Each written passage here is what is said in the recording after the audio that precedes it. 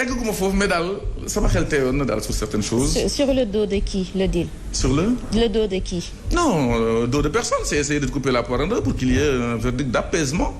Tout le monde s'y retrouve. Mais vous savez, il y a des coalitions qui disent également nous ne voulons pas d'apaisement.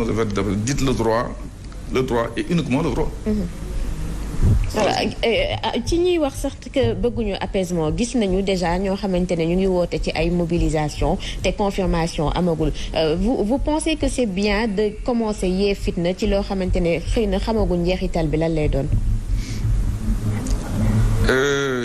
c'est pas le mot yee fitna man laay gis dafa fekk ni loo xam ni su ko jaree jar na ko dafa am yoo xam ni jar na ko parce que je me souviens en 2011 2012 fii la ñu nekk trouble dëkk bi yëpp ne suñu maam Ablaye Wade il faut que mu jóge fii parce que mënul def troisième mandat. vous vous souvenez coow li bari na fitna bi am na sax fukki nit ak juróom defe naa yu ci décédé. c'est vrai. mais c'était démocratie dafa am fu muy jaar et c'est des épreuves hélas. mais bu fekkee jaru ko te ñun ñoo def ay erreurs reconnaître ko woo ñi ci mbedd bi. pour gagner par force sur la base de nos propres erreurs et de nos propres fautes. Surtout. Man je suis contre de faire sortir qui que ce soit pour xeex ci mbedd bi rayante yee fitna. C'est à ce moment-là que je parle de yee fitna. Ah oui, parce qu'il faut quand même être logique dans la vie. On gagne, on perd, mais on assume. On assume. Ok alors au regard des dysfonctionnements yi ñu gis ci processus électoral bi yëpp est-ce que gëm nga ni nous serons dans les délais pour dem ci ay élections législatives. Ah loolu tamit c'est un risque hein. ñu reporter les élections parce que coow li dana bari lool et xam nga lii yëpp lu ko doon régler mu bañ a am coow lii yëpp recevabilité aller au fond parité xaw ma lan ak lan ak lan lépp c'est de respecter li CEDEAO waxoon mais attention votre système de parrainage là baaxul xoolaat leen ko. parce que tamit dañu nekk ci pays bu ñu naan pays de droit mais nga xam ne kuréel yu bari d'ailleurs si sous-régional CEDEAO wala sur le plan Afrique yëpp Union africaine ñun ñoo ko yore aujourd'hui di ko diriger bu CEDEAO waxee dara loo xam ni en droit loolu lañu naan le principe de la normativité mooy lu jógee ci kaw moo gën a am importance bu ñëwee dugg ci réew mi au fur et à mesure ba muy wàcc. ñun ñu signé ko Cour de justice de la CEDEAO ne attention revoyez ça parce que arrangé wul peut-être le régime en place ñu ni duñ ko appliquer mais lu CEDEAO ne dereen loo xam ni c'est contre le Mali on l'applique voilà donc il faut quand même qu'on voit les choses dans le bon sens je pense que le parrainage en tel que tel parce que dafay violer le principe bu ñuy naan le secret du vote parce que ku la parrainel c'est comme si votel na la. Tout à fait. C'est pas secret. D'accord alors. mu tax gars yi di dajale ay 2 millions di rey alors que nee na leen indi ay 55 327 ñu dem yéen ay carton pour lan la pour wane ne psychologiquement. Tout à fait. par A ou par B nous gagnerons. Et s'ils perdent sur le papier ils diront non indi beneen coow à l'envers. loolu nag dans une démocratie il faut qu'on accepte de perdre dans la dignité et surtout dans la vérité. D'accord ñi ngi wax démocratie sànq ba léegi mbirum justice mi ngi dellu si waat à chaque fois. Alors aujourd'hui justice boobu tey jii nii dégg nañu ñi nga xam ne les acteurs de la société civile temps yële passé génn nañu ay communiqué ngir wax ni pour la stabilité du pays nañu bàyyi ñëpp ñu bokk yow nan nga gisee loolu. ah man nag d'accorduma ci loolu bàyyi ñëpp ñu bokk foo gis parce que nous ne sommes pas dans l'état de nature hein, dans la jungle nous sommes dans une société. dafa am ay normes ay règles yu ñu war a respecter règles yooyu mooy lan mënuñu bàyyi n'importe qui rek tëb dugg ci géew gi nee na damay bëree par force dafa am ay règles yu ñu respecter bu ñu nee caution c'est une manière de filtrer c'est certes pas le pouvoir censitaire mais dafa am c'est une manière de filtrer wane nu ku jóg rek nee damay bokk parce que bu ñu dindee filtrer même le code électoral les histoires d'inéligibilité ay peines yu nekk sa kaw wala dindi la ci code électoral bi parce que da nga def ay choses yoo xam ni le code électoral l'a prévu mais ñëpp bokk donc c'est pas ça on a filtré mais on a mal filtré loolu tamit on doit bien filtrer donc man contre ma mu am ay filtres mais na nekk ay filtres yoo xam ni du indi coow yi yëpp ak affaire yu mel nii et vous voyez l'histoire de nombre de parrains góor ak jigéen parité ay nu mu tudd ay irrecevabilité yu dul jeex yoo xam ne nit day rëcc fii ñu recommencer waat le même procès sur le parrainage parce que c'est vrai que rëcc na ko fii mais ils vont recommencer le procès dans quelques jours. D'accord yàgg nañu wax itam réforme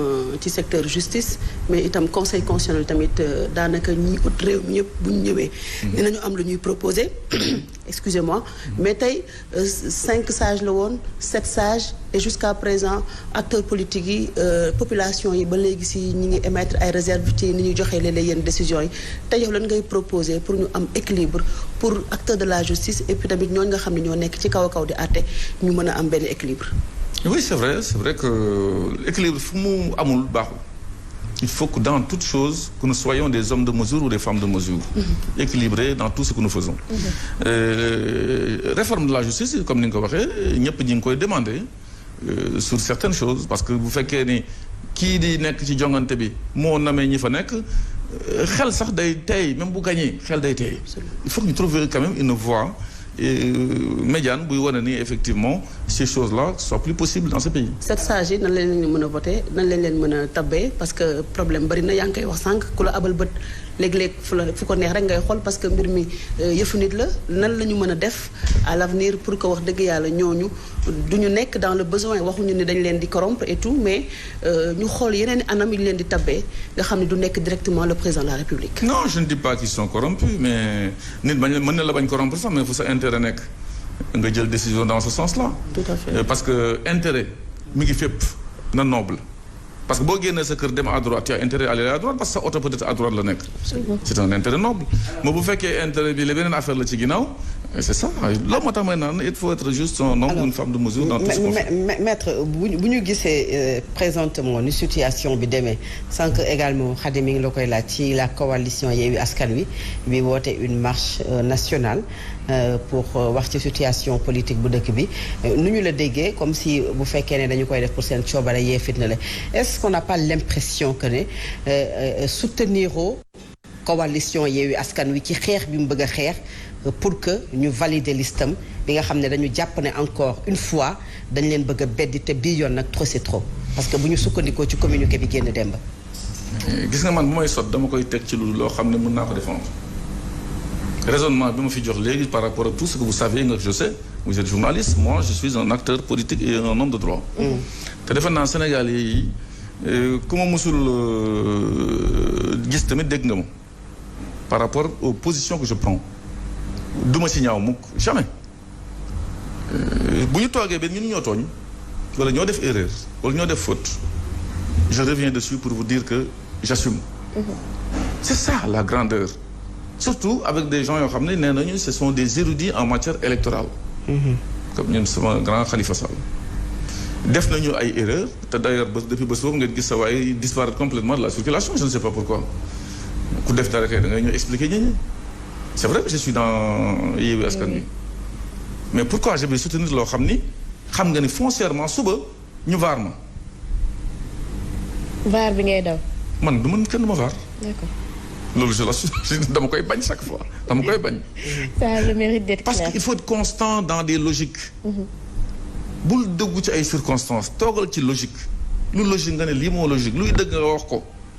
dee fa buy dem dëgg bi di dem bàyyi la fa. mais bu fekkee ne selon les circonstances da ngay sot di wax li la neex ça pose problème regardez mon frère Barthélémy Diaz ba mu ñëwee devant le ministère de l'intérieur ak coow li ba bouton yi naaw buuxante bëgg policiers yi moment boobu tu sens que Barthélémy n'était pas au courant de certaines choses parce que dégg na ñuy naan liste bi ñu déposé bu ñu génnee du son liste bu ñu déposé c'est Déthié Fall qui l'a dit donc Barth en tire la conséquence que dañ ko changer de l'intérieur mais bés bu nga ko gëj a dégg. Barth rek bés bu nga ko gëj a dégg. ba mu demee le lendemain ba dégg Déthié ak Saliou Sarr di rayante boobu la ne j'ai tout compris ne toog fële jàpp boppam xam lu mu xam. parce que Barth bu fekkoon ne gars yi ñoo am Yewwi Askan moo am raison je sais qu'il serait à la pointe du combat. d'ailleurs même le communiqué qui est sorti la gisoo trop disant que dañuy woote marche xaw ma kii au niveau de la place de l'Obélisque. man daal je suis contre cette manière de faire c'est pas le fait d'être solidaire avec des mauvaises causes mais man damay dugg ci cause ma gëm su ma tooñee ma ne maa tooñ bu ma tooñul ma assumer xeex rek laay def nag. est-ce que